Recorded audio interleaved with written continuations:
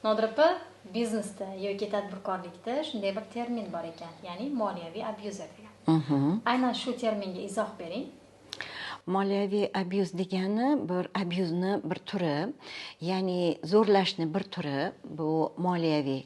Ya'ni abyuzer jabrdiydani butkul xarajatlarini, uning topish tutishini yoki ishxonadagi olayotgan zarplatasini, uni qanday ishlatyapti yoki bozorga borganda qanday xarajat qilyapti deb uni butkul tekshiradi.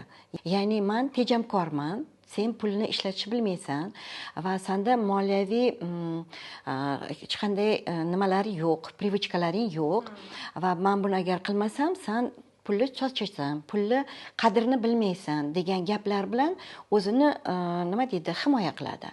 Lekin buni tagida ichining o'zidagi qo'rquv. Birinchi galda bu ikkita odamning tobeiligi. Ya'ni abyuzer odam birovni tobe qilgisi kelyapti, butkul kontrol qilib, shu bilan o'zini hukmronligini o'ziga namoyon qilmoqchi. Bu nafaqat oilada, bu ko'pincha ishxonada ham bo'lishi mumkin.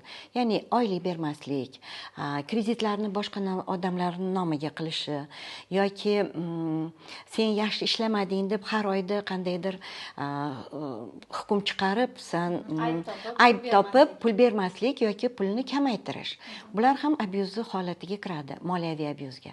Lekin moliyaviy abyuzdagi odam nafaqat moliyaviy abyuz, u balkim psixologik, emotsional, hattoki jismoniy abyuz ham bo'lishi mumkin.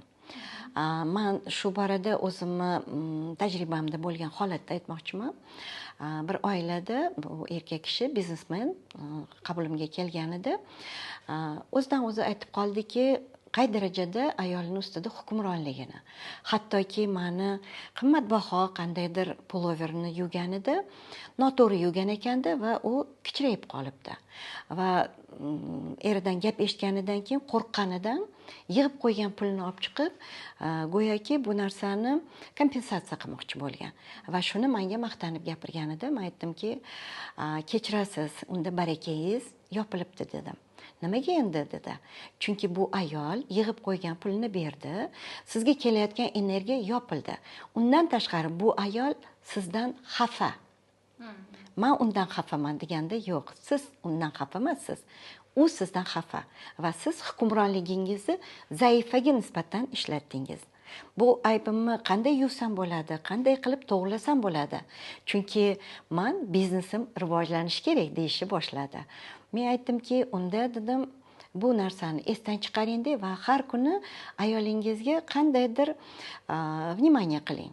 Xursand bo'ldi va ishonasizmi? Katta proyektlar kirib kelish boshladi hayotimga dedi. Men tajribamdan aytishim mumkinki, moliyaviy abyuz hech ham sizga yaxshilik olib kelmaydi. Balkim sizning barakangiz o'tishiga kattakon yo'l ochadi.